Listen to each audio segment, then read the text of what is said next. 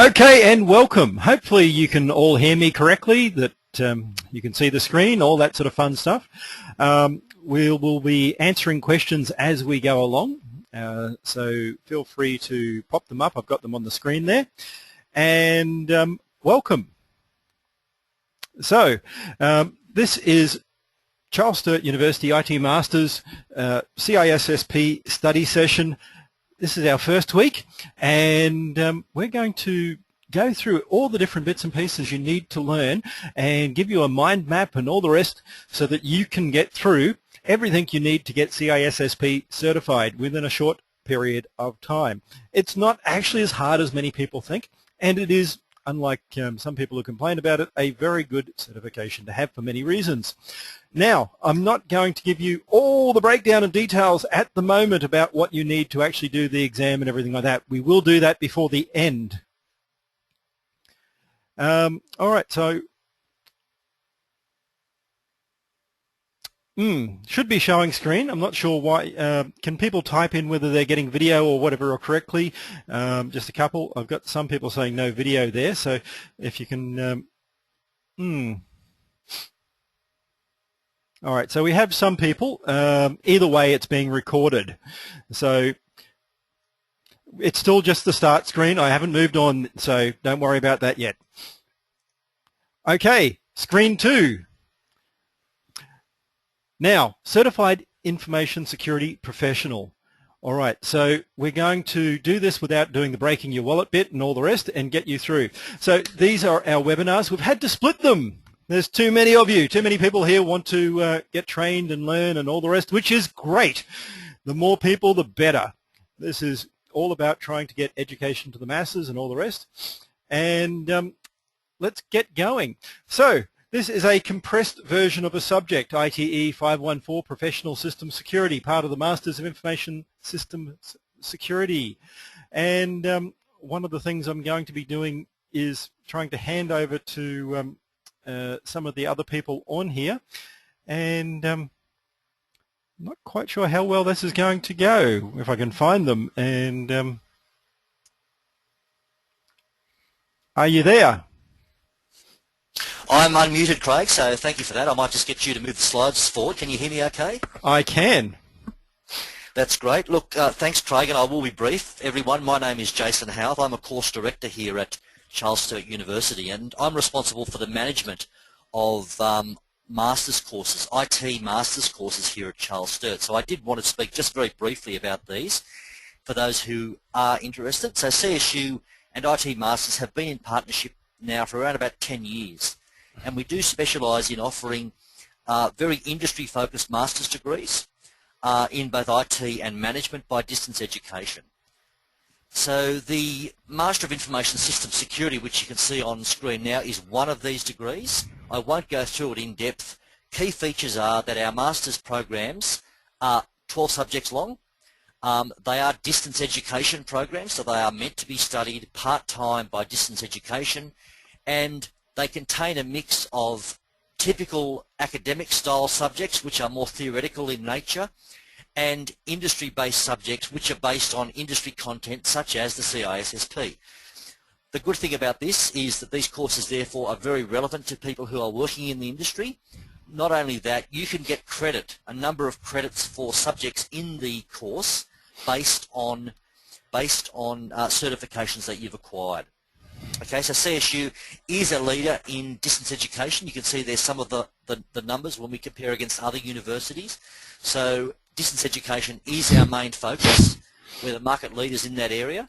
I should also mention quickly that for those of you who are in industry but don't have an undergraduate degree, we do offer pathways into our master's program. So please get in touch with us if you want to know some more information, if you want to inquire about how many credits you might get into the program, and if indeed you're eligible. So I think one more slide, Craig, dealing with the fact that we're market leaders in the particular sector that we're dealing with, which is IT postgraduate, in other words, master's programs, domestic. You can see some of the numbers there compared with other Australian universities.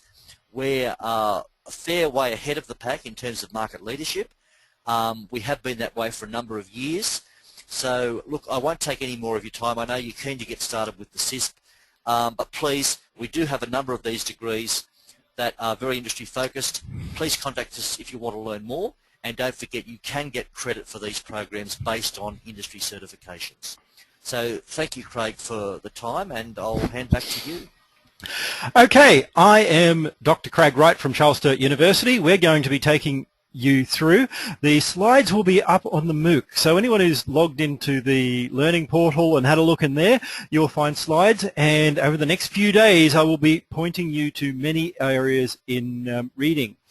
Now, these courses will be available and we will be doing more, and let us get started. So, first of all, certification. This is well, one of the more common security certifications out there. There are many requirements to the CISSP. We're not going to go into those here because you can read them on ISC² site.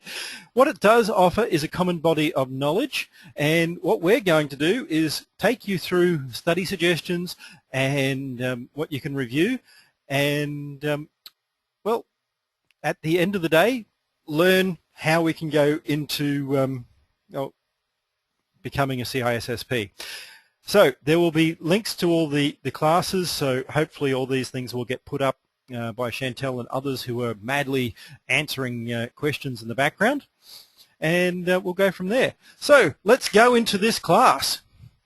First, I want to thank all the different authors and materials and whatever else that I've got stuff from. Not all of this is from me. Some is from ISC², where I happen to be an author, but I'm only one of many. Some is from CCQ or CCQR, others from other people out there, and many people have made things available on the internet, everything from Wiki on, and that's going to enable us basically to learn without having to pay much money. So this series of lectures, we're going to use a whole lot of free and open source materials, and I'm going to be putting those out on the MOOC. So questions about registration on the exam will be posting later, and going into all of this so that you can, well, sit the exam yourself. All right. CISSP, ISC², it's ANSI ISO accredited. It basically covers a domain body of knowledge that you can learn from. So we're going to cover all of the different areas for you to learn this. So like every other certification program, it has a basic level of knowledge, recertification after a certain amount of time, you have to do CPE hours, and you have to keep learning. One of the key aspects of all this is you get to pay and learn again, and show that you've done a minimum amount of learning opportunities. It's a professional certification with a body of knowledge, NDA, all of the rest, and allows you to put a few letters after your name, and requires commitment to a code of ethics, so all the normal bits and pieces. There are the requirements. You have a nice long exam, 6 hours, etc., and certification, we'll go into that on the forums later, so I'm not going to go into all the bits there, but if you have a look at isc².org, then all of that will be there. So one of the first things I get you to do is have a look at the site, www.isc2.org. You will find out everything you need. They're not affiliated with us and whatever else. We're just training for this certification. So set up your own account and go from there. The domains, we're going to cover 2 of them this week: access control and software development security. Access control are those mechanisms that work together to help you, well, basically protect your system from unauthorized or unwanted access. So it goes into how you can set your system up to control where people get to, and well, at the other end of it, software development security is how you create software that can withstand attack. So both of those are important aspects, and they're the 2 we're going to cover. Now, when you're preparing for the exam, make sure that you have some time set aside to study beforehand. This is going to be really packed in, and there's a lot here that we're talking about in a short time, but at the same time, what we want to make sure that you can do is do as much as you can to get through as quickly. Now, collect your study materials. I'll be pointing out many things, and what you should do is collect all of these together so that you can keep studying. We're going to go through some of that, and on top of that, help you with practice tests, etc. There are many of these online, and what we'll be pointing out are some of the good free online sites so that you can go out there and practice as you're learning. Once you've done the exam, there are other things you need to do. As I said, we'll take that more up on the forum, but you need to learn 10 domains well and have a good knowledge. So please feel free to put questions in as we're going. People will be typing away and hopefully get some answers in there. Okay, so people have been asking questions away, and we will be going over some of these. Now, a couple of things like cyber law, they are applicable in other countries as well. There are a lot of areas that are going to be covered in more or less detail and things like cyber law, but the main difference is, well, how in depth it's going to be. If you're talking about something like the US or Australian law, they're covered fairly well, whereas other ones in more or less detail. All right, so everything here we're going to cover in security principles. Now, this degree, or this certification is far more comprehensive than some of the other ones like Security Plus. It covers the basics, and it is the fundamentals of security. It's not hands-on. It's the old mile-wide, inch-deep part of it. So 3 things you need to basically do to create security: availability, integrity, and confidentiality. And I'll say that in that order. And there's an important reason why I've said it in that order, because we're not in the military for the most part, then confidentiality is not the most important part of what we're doing. Availability is critical. If you take Amazon or or Facebook or whatever else, then being able to get on there and use the site is critical. Okay, so very important to have the ability to get onto the site and do things. Now, in this course, I've already put up a mind map. This is part of what we're going to be going through. Today's section will be looking at access controls and also software development security. If you have a look through this document in the MOOC already, it's downloaded there, we put it together for you, you will see each of the domains covered with all the different aspects that you need to know. So this is a nice long document already that we put together for you to have a look through, and we're going to point you to areas you can learn and what you need, and if there's any tools or anything like that. So domain 1, looking at all of this with what we have for each domain, goes into subtopics, classification, etc., policy, etc., and what you basically need to learn. What is a MOOC? A MOOC is a massive online course. So the learning site, the learning.it area that hopefully Chantel will put up and link to again, is, well, going to give you forums and areas to ask questions and other such things so that we can answer it much better than all of this here, where all the slides and PDFs and everything will be loaded after this question. So availability, integrity, and confidentiality are the security areas we're going to do, and we're going to start with 2 parts. Part 1, access controls. These are the mechanisms that help make a secure architecture and create an information system. We need to understand concepts, methodologies, and different attacks. Okay, so first bit, Wikipedia, access control. It is a good read, and we're going to point out some of these things as we go. So information system security, we need many things. We need the humans, the people, not only the people, but the systems and policies, technologies, and all the rest to get things working. So information security is all about taking people and working with them to ensure that the infrastructure that they need to maintain, manage, and run can be managed and run. And that's something people don't always think about. At the end of the day, if we can't maintain the people in our organization, then we're going to fail. It's that simple. So it's really going to be something where we need to be able to maintain and manage all the people in our organizations. To do that, we have control combinations. So if we look at the thing grabbed from the NSA here. We're going to look at things like preventative soft, preventative technical, detective, and all the rest. And we need to understand each of these types of, well, control combinations. So preventative means we stop something from happening in the first place. Detective, after it occurs, we can come in there and fix the problem and rectify it. Now, we have to remember that no system is ever going to be perfectly secure. This is the first thing we need to understand. If we don't get around that, we're going to fail automatically, because preventative, well, that's great, but it's like anything else in the real world. We can put a gate up, but someone will eventually get past it. On the same time, detective means, well, we've found out what has happened, and then we can go into things like corrective controls and fix them after the event. So we have to have a combination of controls, and when we're talking about things like preventative controls, we have everything like soft controls, like administrative, the policy controls, employment checks, and all of the rest, right up to the technical and physical controls that may stop people getting in. So these will also be needed. Detective are the things that help us find where preventative controls have failed. So looking at the candidate bulletin, and this is scrolling forward for some reason. Access control is collection of mechanisms that permits managers in a system to exercise directly or constraining influence over behavior, use, etc.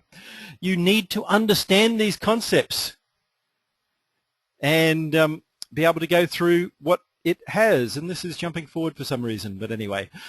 So access controls, all those detective abilities, whatever else, need to allow us to find any vulnerabilities and exposures on our system. We need to be able to look at the exposures and treat them from a risk perspective. This is one of the key aspects of this that we need to understand. Risk matters. Risk means that we take potential cost. We look at the likelihood of someone breaking into our system and then determine how much we should be protecting it based on that. No person is going at any time to have everything protected. It's just not possible. If you think about your house, for instance, not many people have bulletproof lucite on their windows. Not many people have ironclad doors. Unless you're a drug dealer and you're worried about these things, you don't generally have a 16-foot concrete wall with razor wire around your house. In some areas people might, but it's always about risk. So what we need when we're thinking about access controls is to put these different, well, systems in place in such a way that we can manage the risk that we're going to face, that we can manage what occurs. So we need management to be able to know what risk they're going to face, and that will allow them, well, to take everything together and still make profit, because this is another point that we need to understand. If we're not profitable, there's no reason for doing things. So access controls, what we're doing it. These are how users and systems communicate and interact with one another. Access itself is the flow of information between subject and object, and subject is the active entity requesting access to an object or the data or object, where the object is a passive entity. So these are some of the terms you need to know if you're going to get through the session. Now, the subject, that's the person, and in this world of internet connected everywhere, then we're looking at also machines now. So in an internet of things, we're looking at SCADA machines, we're looking at little monitoring devices, whatever else, sometimes botnet computers. But objects, that's the passive entity, the database, the website, the whatever else we're getting to. And access is how we control the flow of information. To do this, we need to understand identification, authentication, and authorization, and their distinct functions, all of which together create identity management. It's the broad term where we have all these different protocols to identify, authenticate, and authorize users. And we're going to cover each of those. So identification, first we need to know who is our user. that is something like a username, other public information. That's how we get basically up there. So our username is first of all. So how do we get usernames? Well, we can just set those. One username, one person. It's some way of identifying an individual. One of the big problems we find is where we have guest usernames and we have multiple people all using the same, which is a bad no-no type scenario. What we really need to do is make sure that every subject, user, program or process is independently identified.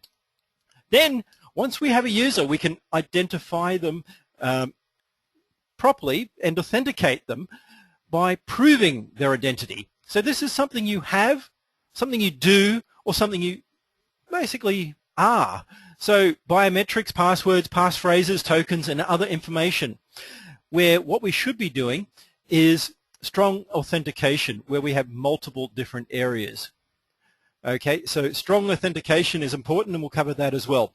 Biometrics is one way of doing that, which is the most expensive, quite often very difficult to get in place, and it can also put users off.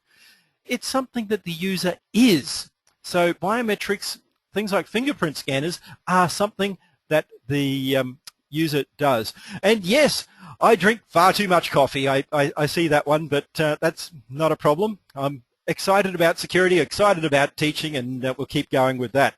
So some of the most common systems, things you should read up on: fingerprint, palm scan, iris scan, all the rest. Had a friend of mine once did a DSD presentation and made a real stuff up.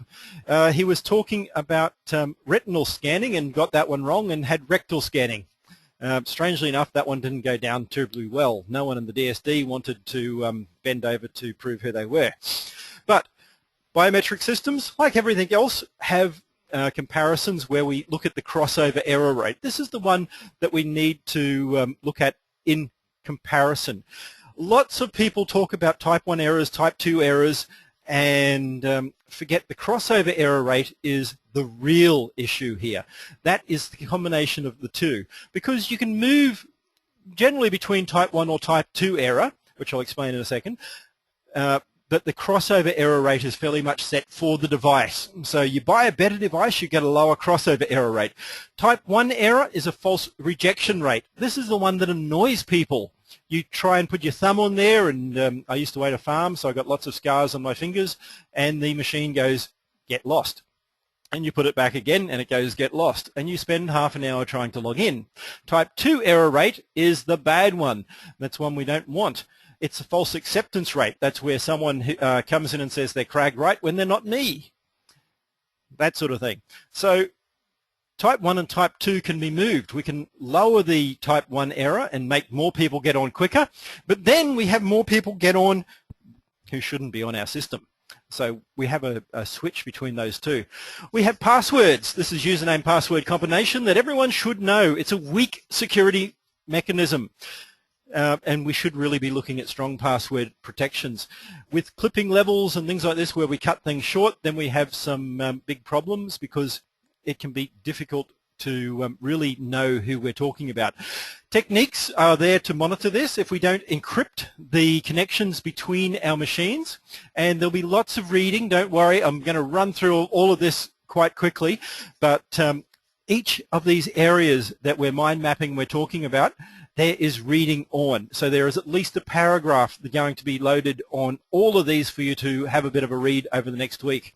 So one thing you need to know is a password checker and a password cracker, and you need to know the difference. Password checkers are those things where you go in and check the strength of your password as you're putting it into a website. You should have a good, strong password. At the same time, password crackers are ones that try and break it. Password passphrase, well, we're looking at the typical sequence of characters, and what we're trying to do there is make something a bit longer. If we'd really done this in the right way in the first place, a passphrase would have been used instead of a password. We should never have a password. Passphrase, where we can make a nice, simple, easy to remember sentence, is always more secure than a 8 or 12 character, squiggly character, upper, lower, all the rest password. And it's easier. As humans, heuristics to remember something like my password is my protection is far simpler to remember than squiggly character ## open bracket capital HG. So passphrases are a little bit longer and they are more complex because of that. One-time passwords or dynamic passwords are another way of doing this. There are many, right from single pieces of paper that give you everything to things like RSA, soft tokens, and other such things. And what they're doing is a one-time authentication scheme. So they can be generated by tokens or hardware or other such things. And it's something you have that then calculates a password that is used once.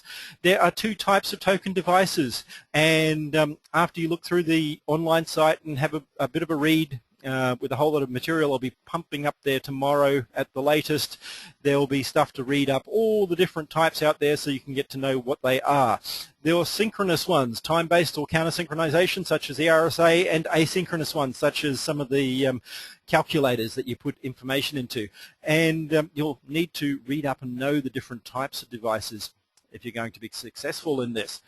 And then we also have smart cards. Everyone should be familiar with smart cards these days, because if you look at those little things on the end of your Visa for PayPass and all the rest, they're in fact a type of smart card, not just a memory card. Memory card being the older type where it just holds information but doesn't do any processing. And a smart card both holds and processes it. So it has contact, contactless and all the rest, but does a calculation. So you can't just do a simple snapshot and steal all the info. There are attacks against smart cards, but these generally require that you actually have the smart card, or at least have access to it or some way to read it as you're going.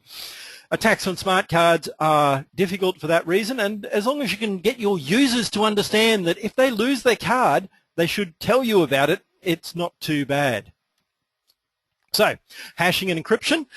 We're going to cover this in far more detail in the crypto module. That's one of the days we're doing, so I won't go into too much now, but a hash is a one-way function. That means you mathematically do it one way and you can never get anything back. It allows you to create a way of taking something like a password and turning it into a munged up thing using mathematics so that you don't have clear text and you can send data over the wire. So it gives you extra security, especially if you put that with a salt being an extra little bit of data that you can chuck together. So we're going to give you some reading on CISSP and also salts and random variables. So there's lots of reading to go into all through this course. So in the crypto module, we'll cover things like PGP, but not so much technically, but the basics of how public-private keys work and also how hashes and other such things work. So authentication, we have cryptographic keys such as digital signatures to prove identity, which is where you hold a private key. Digital signature signs information that's out there. And one thing to, well, understand is the difference between a digital signature and a digitized. So digital is, well, if you're talking about digital signature, this is where we're talking about the signed keys. Digitized, that's where someone just scans your signature. So next we get to authorization. Once we have authenticated and we're on the system, this is how we can then prove identity and use it. So once we have I am Craig Wright, I have proven who I am, what am I allowed access to? Just because I have proven I'm Craig Wright doesn't mean I'm allowed access to everything. That's the next bit. So in doing this, we need to know that we have access rights to certain things, and this is what authorization allows us. So we have different ways of doing that. We can have roles, groups, location, time, or transaction types. So typical group type format where we can put different usernames into a group and allow those access to a file. Location being physical location. If you're coming from the head office or this branch office, then you're allowed to get to something. Time, you can do it in business hours but not outside. Transaction types, you're allowed to do a transaction in your bank account for say $2,000, but over that you need to have a second person come in also add authentication to it. So roles, these are something like, well, if we take a bank teller or someone entering data, a manager or something like that. It's something that we're going to do. Now, in remembering how to do this, authorization also has other problems. We have authorization creep. Well, what's that mean? Well, anyone who's been with an organization for a few years and moved through different departments will quite often notice then they gain more and more over time. They have more and more access rights. Many organizations forget to take things away, which is default to 0. You remove all the privileges and you wipe someone out and reset them up. Authorization creeps because that doesn't happen, where people start in one department, get moved sideways laterally to another, get promoted, move sideways, and by the end of the day, they're basically a super administrator over all the different systems because no one has decided to take any of their privileges away.